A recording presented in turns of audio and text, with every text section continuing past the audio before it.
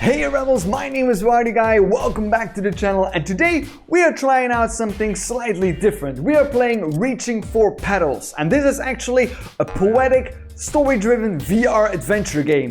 And that sounds freaking awesome because I love story-driven games, and if they add some poetry to that, I am all up for it. So let's go and check it out. Whoa. Oh, that's cool.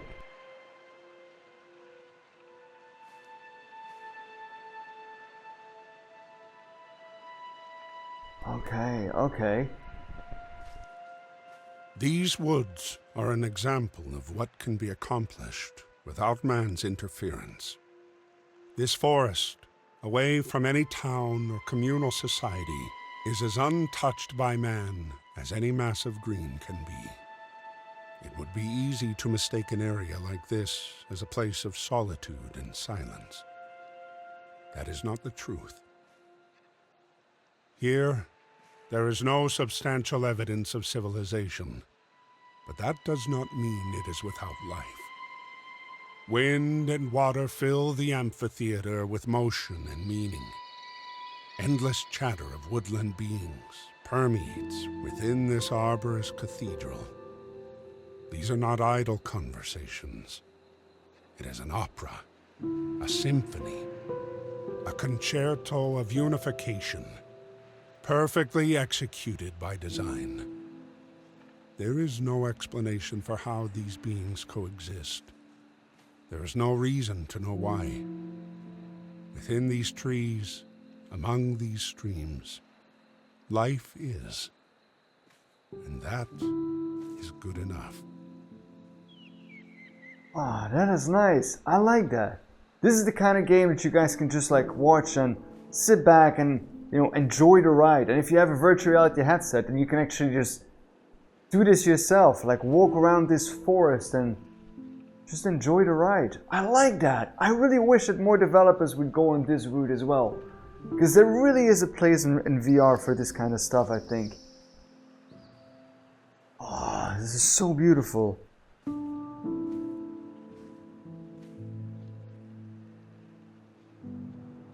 Oh man. I'm really a nature person. You wouldn't say because I'm mostly inside, playing with my virtual reality headset, but really it is. I love being in the outdoors. Oh, wait, can I pause here?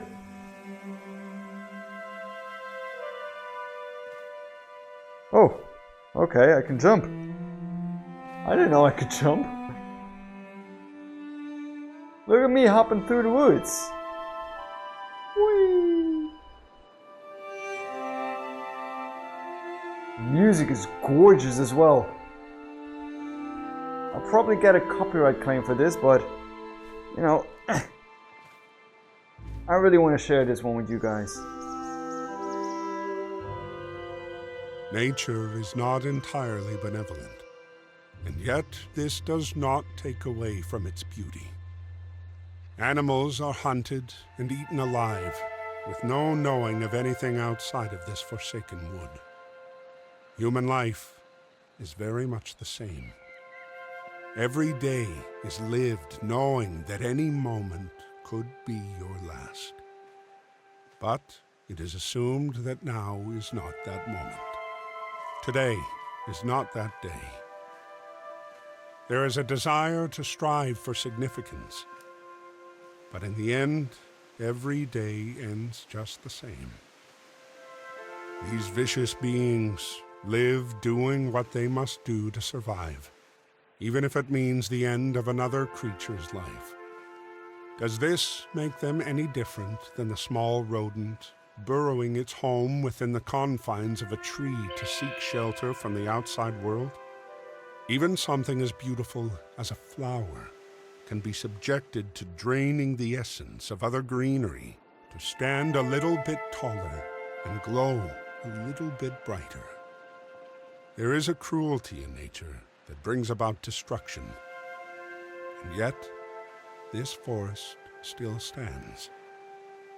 Life carries on, even if it's not the life that came before. Do I need to jump off of this?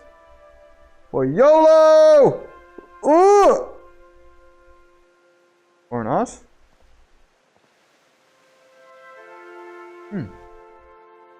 Down here then? And no. It keeps on bringing me back to this place. Or do I need to like make the jump? Huh!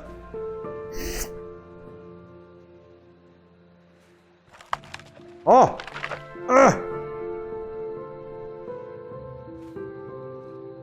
Okay, I get it, I get it.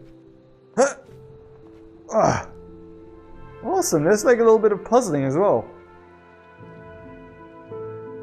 Oh man, I really hope that this is a real place because I want to visit it now. It looks absolutely gorgeous. Bring my little canoe? Well, maybe not, there's a lot of rocks there. I don't want to die. Even though what the guy is saying sounds all very positive and depressing at the same time. Don't know how he does that, but I guess that's poetry for you.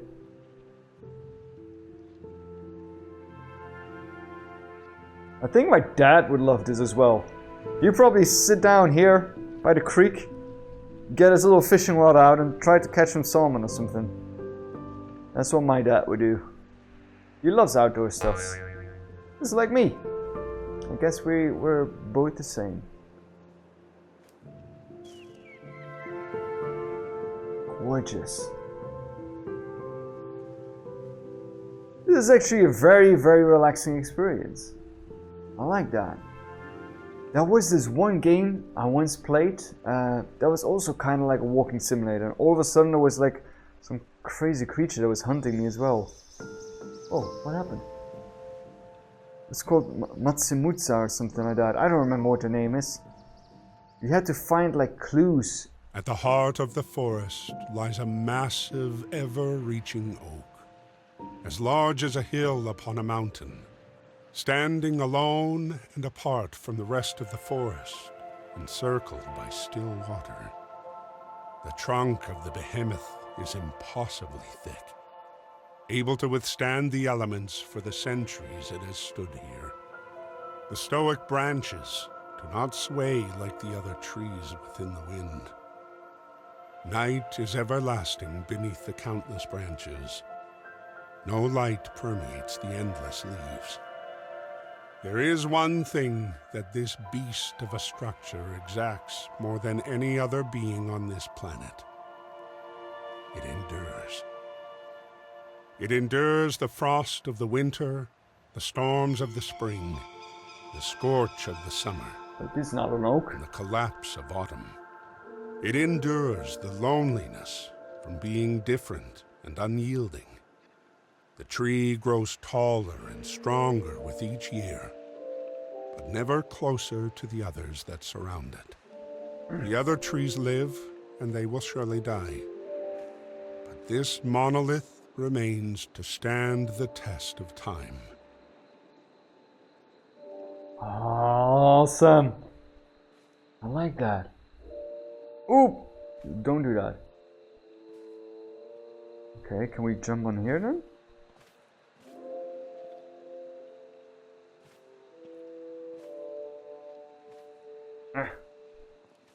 Come on. Come on. Come on. Oh.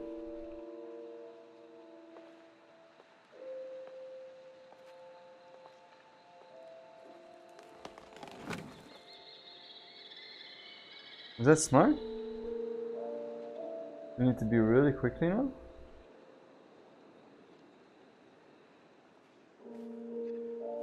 Darn it! Oh wait, it doesn't go down. Doesn't go down. Whew.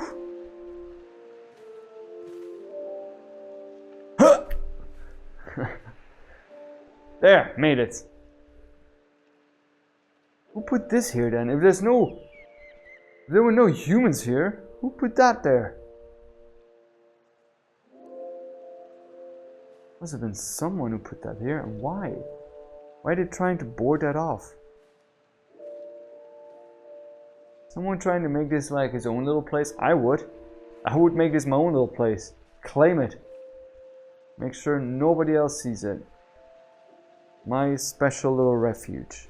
Streams cut into the wooded area like capillaries, carrying the essence of life from the top of the hills to all the organs of the forest.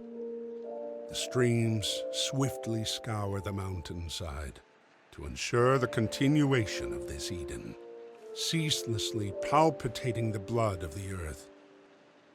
Unlike a standard circulatory system, the cycle of this network of vitality does not return to its source. It only travels downward into the endless expanse of the sea, to nevertheless return as droplets in the rain. Following the streams is a sure way to reach the colossal peak, if one were not to worry about the definitiveness of gravity. There is only one way to reach that height so directly, and it requires wings.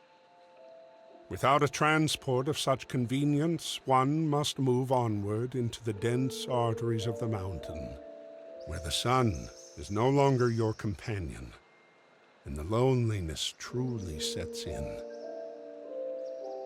The dark takes over, and there is nowhere else but forward.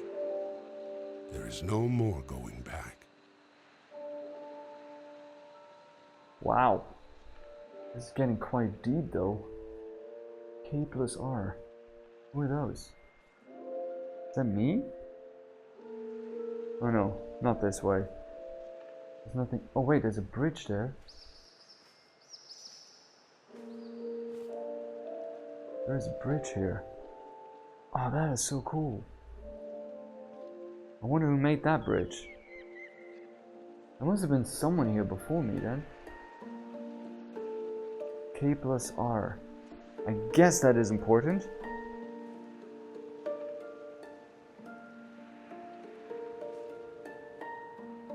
Wow.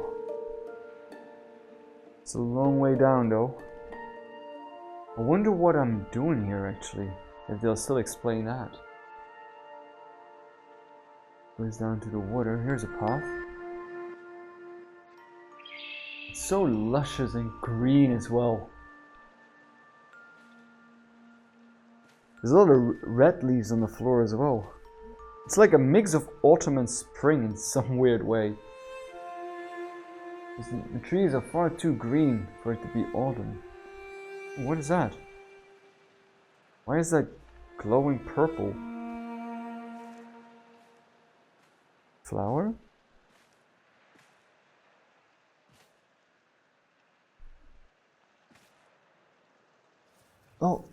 Oh, I did something. Where am I now?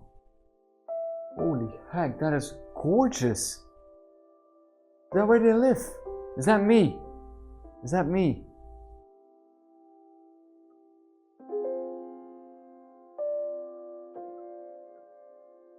These are the memories of a young man reflecting upon the most cherished stages of his life, filled with a love that transcends the ages of youth into something far beyond.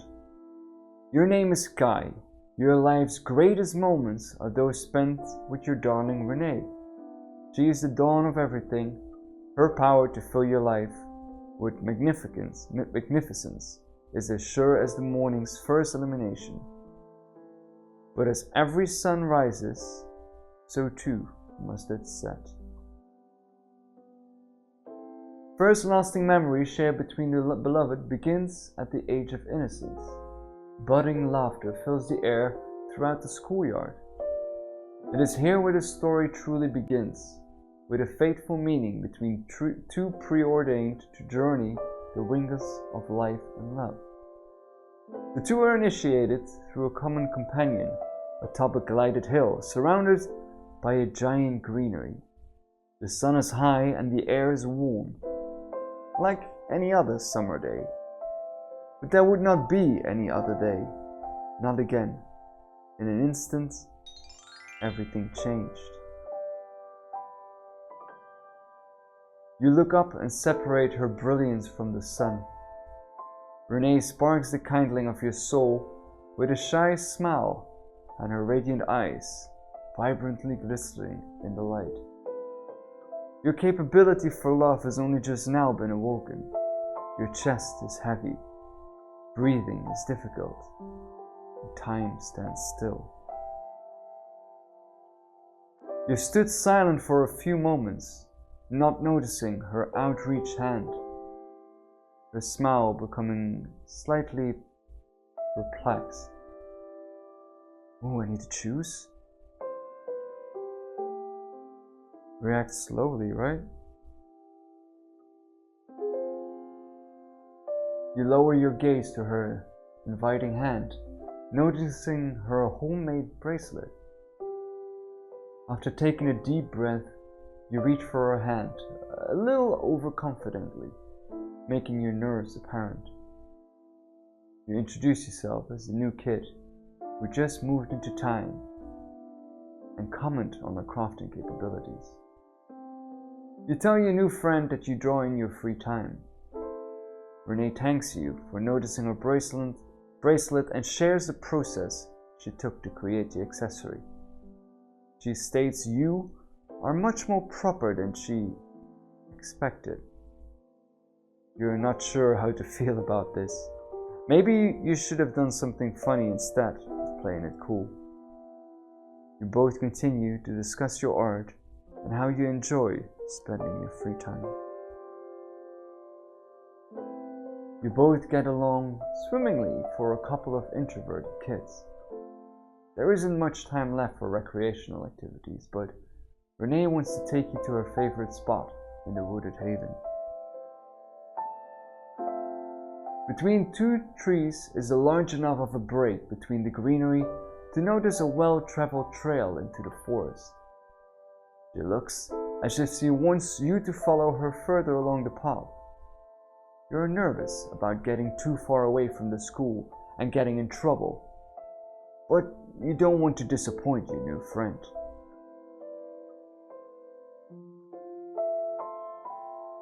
Skipping and smiling, you both prepare to go on a woodland adventure, but are caught by your teacher before you can get too far. He was calling for the two of you to come back into the schoolhouse. Even though you were both scolded, you look at each other with gleeful grins. She tells you that you will go further next time. You hear her whisper something about a mountain. Awesome. Oh man, this is really interesting. I really like stuff like this. I hope you guys do too.